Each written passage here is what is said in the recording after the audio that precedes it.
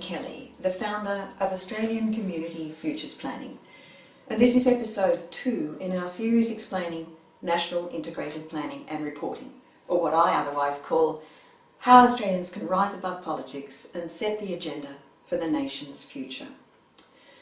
In the first episode, I set out some introductory context for National IP&R.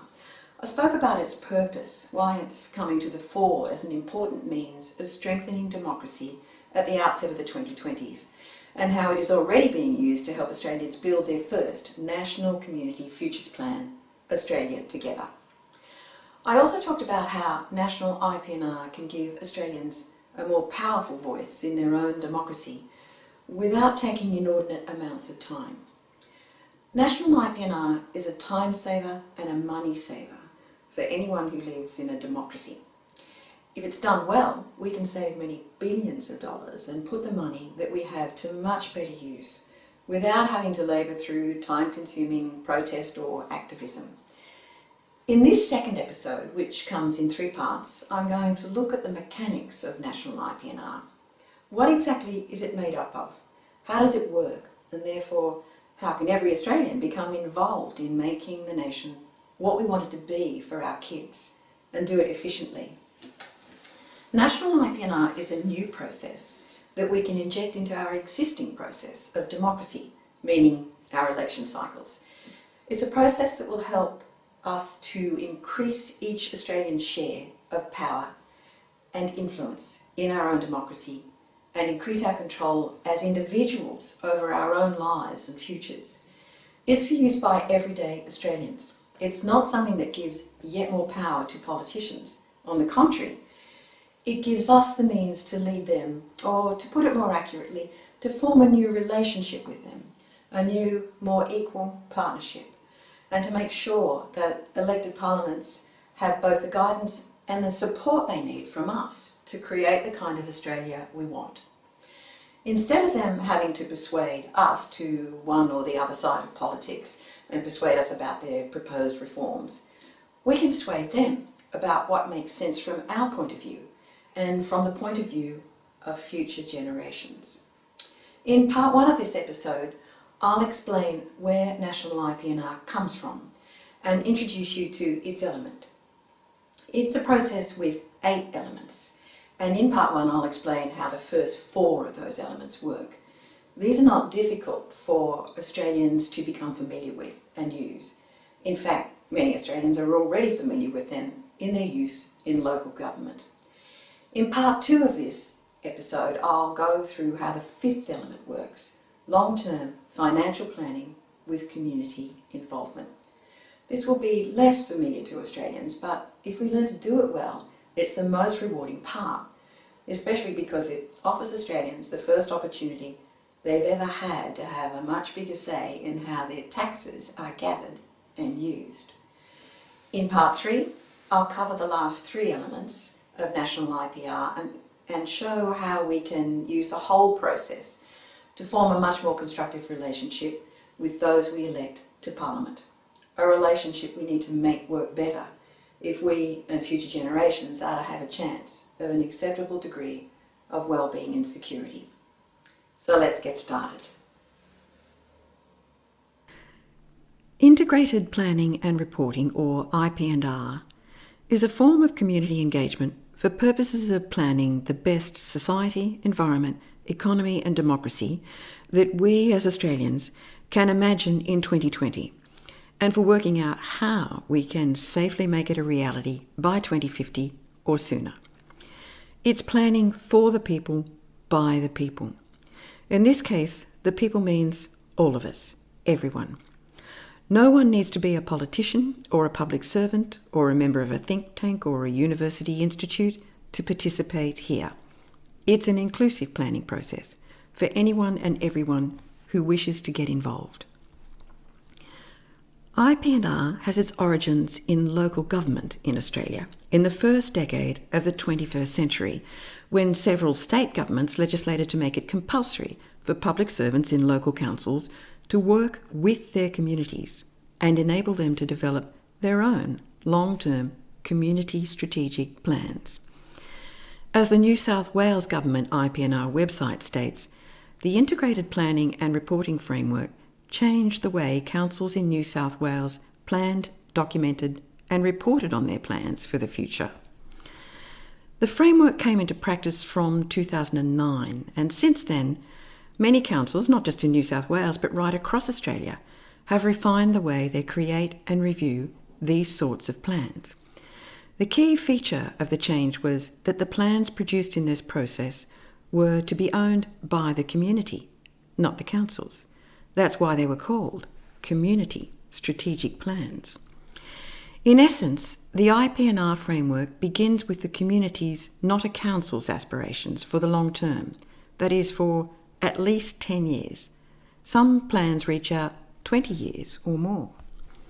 So with IP&R, local communities in Australia were given power to set the agenda for their elected councils. It changed the power sharing arrangements and relationships. In New South Wales, the process by which this agenda setting was to occur was made mandatory in legislation and guidelines which set out the minimum mechanisms and engagement necessary to meet the legislative requirements.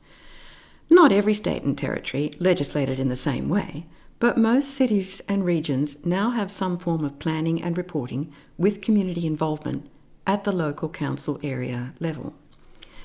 The quality of implementation of the guidelines varies from council to council and from state to state, but wherever IP&R is being implemented well, consistent with these sorts of guidelines, communities have been able to forge what equates to new social contracts with their elected local governments. There is now a way for them to increase their shares of power in their local area, and even to influence how and where money is spent. Not everyone takes up the opportunity, of course, but it's there. Community strategic plans that are built using IP&R aren't binding on councils, but they are very hard to ignore because there's generally a requirement to provide progress reports to the community, and usually just before an election. In New South Wales, they're taken particularly seriously because they're essential to gaining approvals for rate rises. In effect, these community strategic plans have handed a fair bit of power over the purse strings to local communities, and they have given them a way to ensure that their money is being spent as they would wish.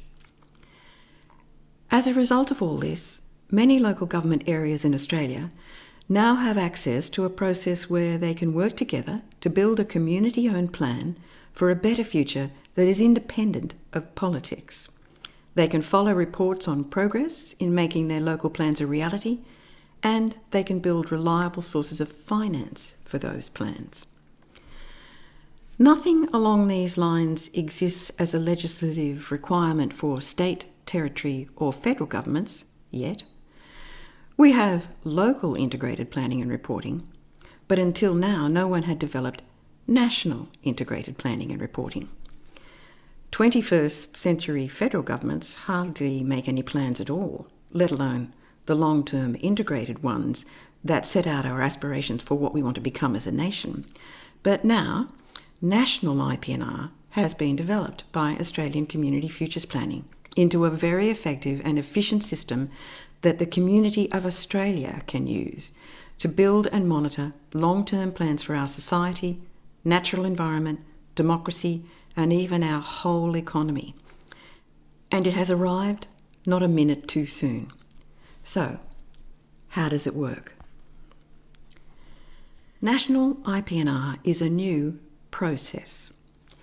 It's a step we can add into our existing process of democracy, a step that fits in with the normal cycle of elections and makes it possible for us to take more control of our nation's future, because it gives us a space to organise the future we want and an agenda for travel towards it, a map of the safe paths. National IP&R is a process that we can use to make a national community futures plan. ACFP has already started the ball rolling by pilot testing the process and using it to produce starting drafts of Australia Together, the nation's first national community futures plan. We've now opened up the process to the public by releasing the starting drafts and asking people to begin participating so that we can build a much stronger plan over time. The idea of this extra step in democracy is to make politicians follow our well-integrated agenda instead of letting them drag us to one of their disintegrated agendas. When we let them do that, we all get dragged in different directions, and from there it becomes a matter of luck as to whether we might move towards a better future or away from it. The more likely outcome from the politicians' disintegrated agendas is that some of us will get a better future, but not all of us. But with an integrated long-term plan produced through this open process, we can reduce the need for luck and help politicians get started on the preferred safe paths to something that's better for us all. To understand how the National IP&R process fits into the normal democratic election cycle, we need to understand the parts of the process.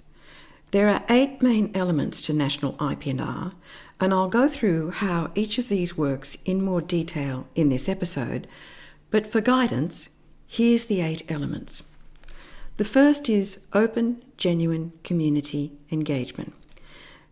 This means we have to create a safe, public open space on the internet, one where we can engage in an orderly manner with each other to build an integrated plan for the Australia we want, and then present that plan as a coherent statement to leaders.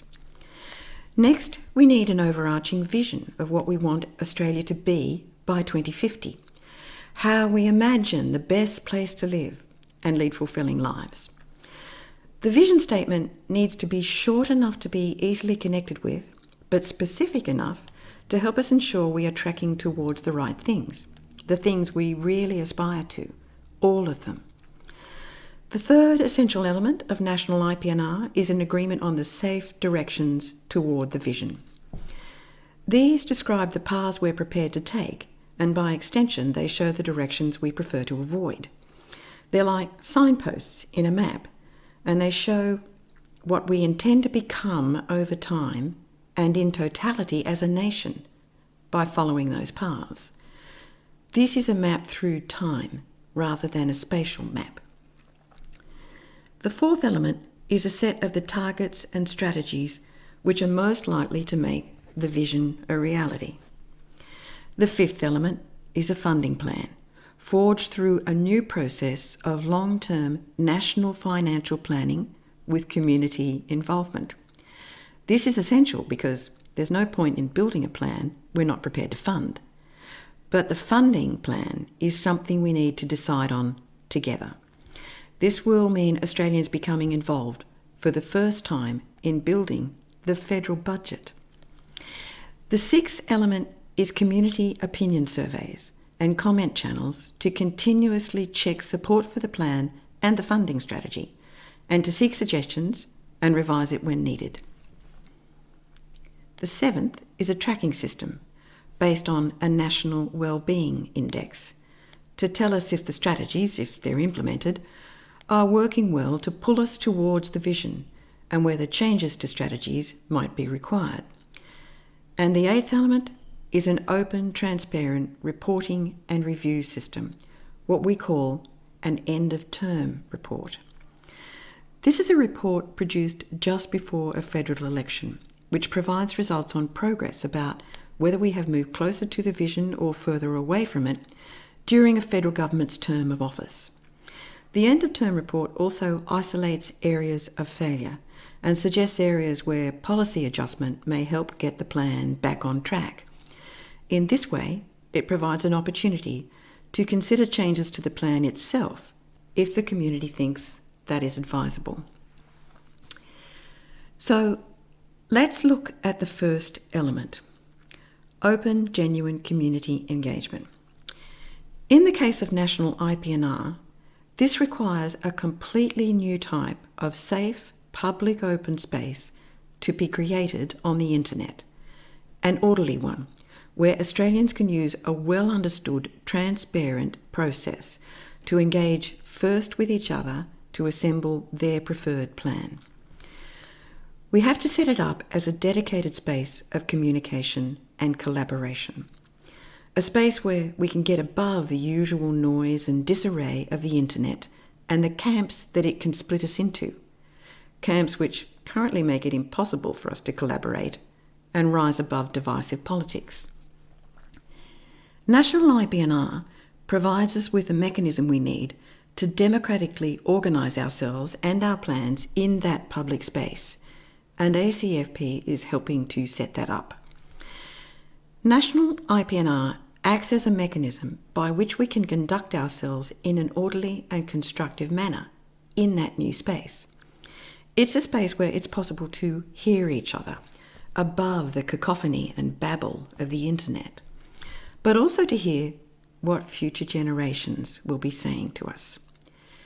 In this space, with National IP&R, we can ask ourselves in the early 2020s the questions they will ask us in the early 2050s, or even the early 2030s. Questions about what did we adults do to make sure they had at least the same shot at a decent quality of life as we did. And we can get ourselves organised to be able to give them an honest answer and proudly say we did everything we could. The second thing we need to make National IP&R work is an overarching vision of what we want Australia to be by 2050, how we imagine the best place to live, and how we want to lead fulfilling lives. This is essentially idealistic. This is long-term planning, and there's no point in aiming for less than the ideal. We have enough politicians doing that already. Remember, we're trying to rise above politics and our frayed institutions here and rebuild trust in them. In effect, we have to treat ourselves to the prospect that the best life we can imagine is actually possible, and not shortchange ourselves on that before we even start. If we impose restrictions on our demands, we'll probably end up in 10 years' time no nearer to our ideal, and perhaps even further away from it. The vision is where we aim high and describe a character for the nation in terms of how we relate to each other in society, how we participate in building a strong economy, how we interact with and strengthen our own democracy, how we relate to and live in the natural environment, and how we relate to and live in the rest of the world. Essentially, it's about new relationships with each other, with politicians, with our environment, and with the rest of the world. So, the vision is not an advertising man's catchphrase or a politician's one-liner. That won't do for a plan in which we are attempting to create our country anew. I said earlier that the vision statement needs to be short enough to be easily connected with, but specific enough to help us ensure we are tracking towards the right things, the things we really aspire to, all of them. To make sure of this, we have to verify that the vision is the one we really want, by ongoing surveys and a space for open, orderly commentary. This is something I'll cover later in part 3 of episode 2, when I get to element number 6. The third essential element of IP&R is an agreement on the safe directions towards the vision. These direction statements come in the form of simple sentences that describe each of the paths we're prepared to take, and by extension, they show the paths we prefer to avoid. They're like signposts in a map, and they show what we're aiming for by following those paths, and what we will become in totality as a nation. To make sure we build a plan that works for all Australians, these signposts need to be socially inclusive, like this one, for instance, where the ideal is that Australia will become a land without child disadvantage. And they must be environmentally sustainable, like this one, where we aim towards becoming a country with net zero carbon emissions. They must also be economically fair and resilient, like this one, where Australia becomes a nation fairly raising and sharing our national wealth, such as our taxes and the returns on investment of our taxes. And finally, they must be democratically open and ethical, like this one, where we become a nation with avowed rights for all, something we do not have in our Constitution in 2021, but that we might hope to by 2050. In fact, we need about 57 of these signposts if we want to run the country well enough to have a decent shot at making our vision of the best future a reality by 2050. We need at least 57 because ACFP has worked out that there are at least 57 areas of administration, policy and services that need to be directed well by our signposts if we're to run our country well. At the moment, those 57 areas of administration, policy and services are running along without any guidance from Australians at all as to what we want them to do for us. That needs to be fixed before we can hope to reverse the declines of trust we are witnessing in our institutions. If they are to drive the nation forward, we have to help them by telling them where we want to go. The design of the signposts is crucial if our message to leaders of these institutions is to be clear enough. They must be designed so that everyone can have confidence that there will be a place for them in the Australia of the future and that they will not be excluded. They must be set up so that we can foster and capitalise on our diversity, recognising it as a strength. The signpost system is built on an acceptance of a foundational principle that social exclusion and suppression of diversity will drag us backwards economically and in living standards, if only because with that sort of exclusion we will be unable to tap into the full skill potential of the nation. If we fail to tap into and capitalise on that diversity, we will inevitably experience a drop in productivity, which will in turn lower our living standards. To find out more about the 57 signposts, visit the ACFP website or browse through the latest draft of Australia Together. You can give us your views on the 57 signposts by responding to the surveys that are open on the website. The fourth essential element of National IP&R is a set of targets and strategies which are most likely to make the vision a reality. In the main, the targets should be ambitious. This is long-term planning, so short-sighted targets about what we think is realistic today really have no place in the plan. As I've just said, we already have enough of that from politicians and can leave them to it. Of course, in the areas where we are already doing well, such as life expectancy for the non-Indigenous population, ambitious targets will be unnecessary, and we can set the targets simply to make sure we don't go backwards. But in areas where there is a big gap between the current reality and the ideal future, such as climate change or inequality or mental health or child poverty or domestic violence or Indigenous exclusion, we need to aim high, and we will need to establish commensurately ambitious targets.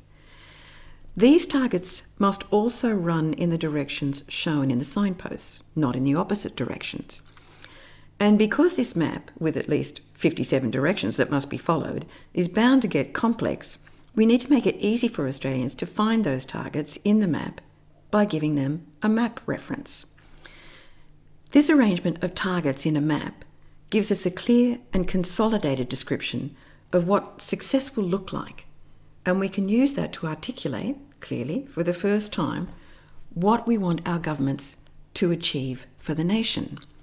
Targets like this one about our aspiration for safety in the context of world events, or this one for the proportion of electricity that is generated from renewable sources, or this one about the level of labour productivity we will need to achieve if we're to prevent economic contraction and drops in our quality of life, or this one about our satisfaction with how our democracy is working.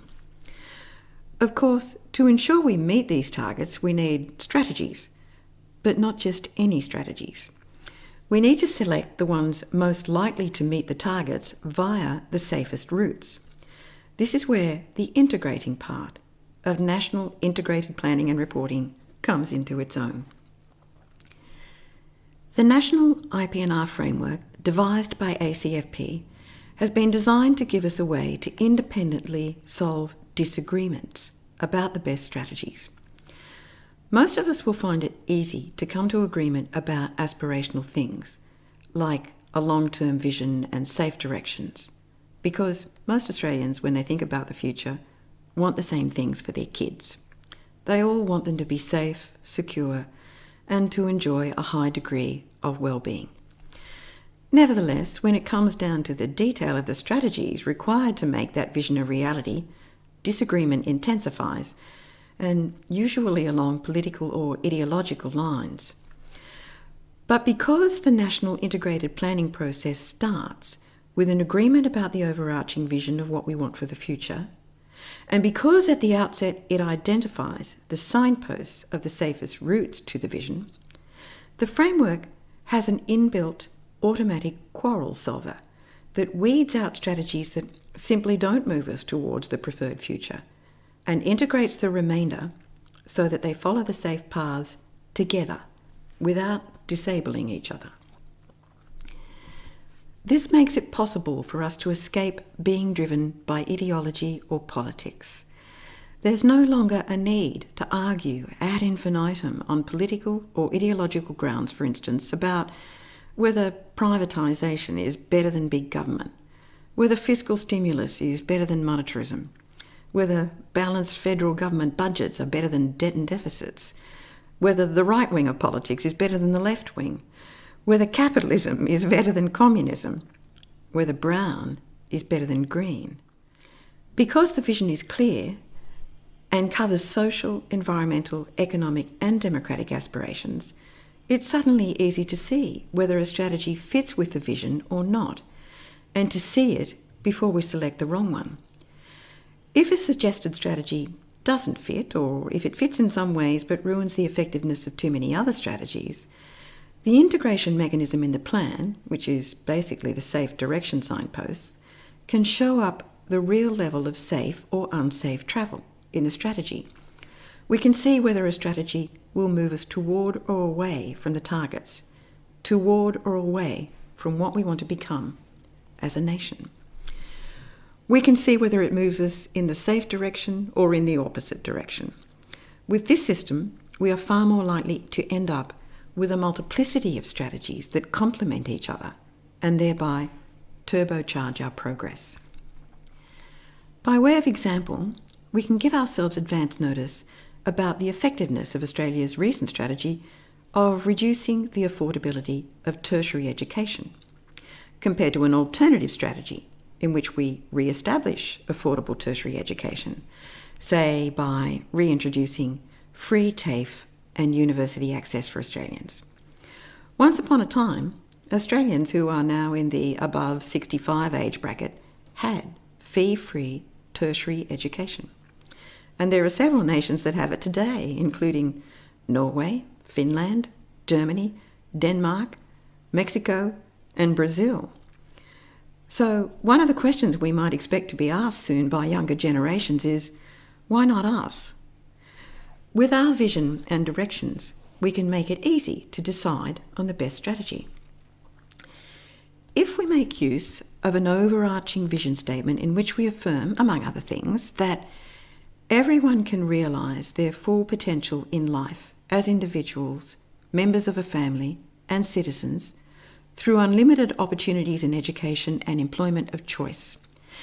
And if we therefore adopt a direction statement that says we want Australia to become a model of educational opportunity, because this is the safest and surest path to the vision, then it can be easily seen that every strategy for access to education that cuts off that path drags us away from the vision, while every strategy that puts Australia at the forefront of equal opportunity for education drives us towards the vision. It's a simple mechanism, but because we're looking at it from the point of view of future generations, it's so much easier to stop political arguments about education policies and start moving down the path towards the vision. Using the vision and directions in this way also gives us time to figure out how to afford the strategy. We can sort out how to finance it and achieve it at the lowest long-run cost. With tertiary education, there is ample evidence that it produces vast net economic benefits for everyone, not just for those who get a university degree. National IP&R gives us space and time to organise our finances to grab that economic benefit that everyone can then share in.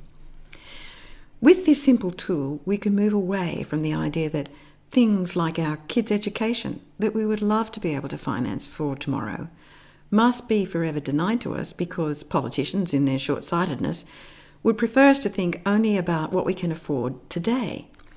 We can switch over to thinking about how we can afford what is really important to us, and at the same time, weigh that against the knowledge of what we can't afford. In the vast majority of those calculations, we will find that what we can't afford is to move in the reverse of the safe directions, and that if we do so, we will be wasting our money, not saving it.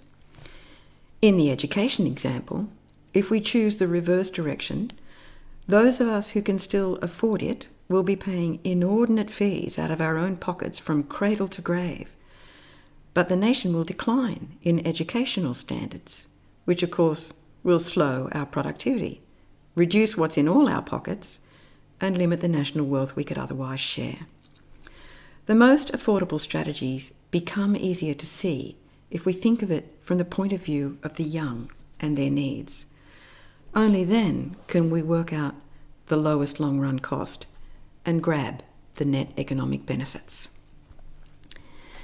With National IP&R, the adversarialism of politics is replaced by a straightforward apolitical system for selecting the best strategies. A system we can use to give ourselves time to move into the future safely and work out how we're going to finance it. To decide on a strategy in National IP&R, we don't need political games that pit us against each other. We simply need to say, here's the destination, and we want to get there via these routes, not the opposite routes. Meaning, we don't want to be socially exclusive, inequitable, and unintelligent. We don't want to be environmentally unsustainable. We don't want to be economically unfair and weak. And we don't want to be undemocratic, closed, and unethical. Once we agree on the destination and accept that we prefer to get there via the routes and the signposts, not their reverse, everything becomes easier to organise, mistakes become easier to avoid, and security and well-being become a viable possibility for the future. Of course, there will be Australians who, for their own reasons, may prefer that the nation pursues directions that don't fit with the sort of vision that comes in an inclusive plan like Australia Together. They may even prefer the reverse directions.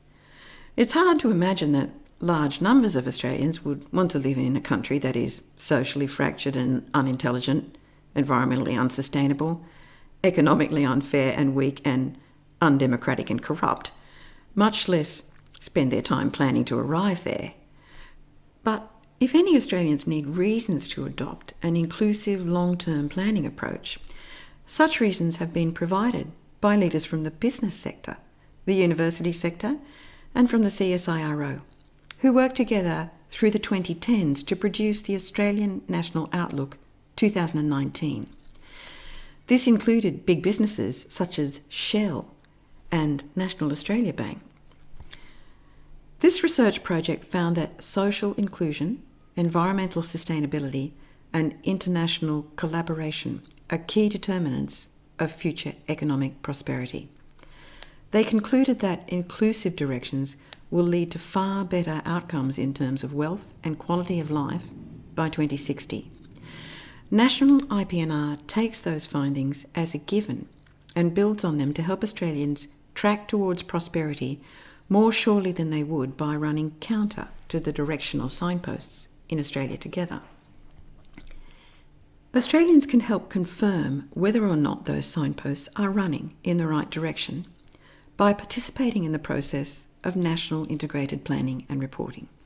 In fact, there's lots of ways to become involved, and you can find out how on the ACFP website at www.austcfp.com.au/become-involved. But generally, each signpost is set in the direction most likely to achieve the vision at the lowest long-run cost. This brings me to the fifth element of National Integrated Planning and Reporting: long-term national financial planning with community involvement. This is the most challenging part of IP&R, but only while it's new. Once we become accustomed to it, it should become standard practice, second nature, so that we might wonder why we never did it before. Long-term financial planning is also potentially the most rewarding part of national IP&R if we do it well, and there's no reason why we can't master it.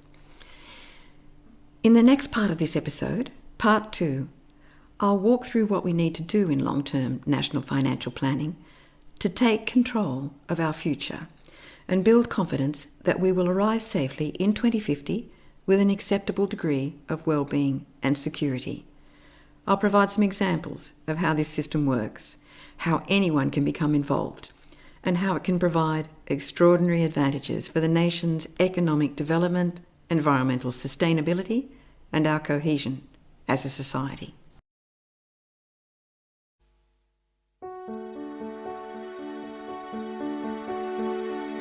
Thanks for watching this episode.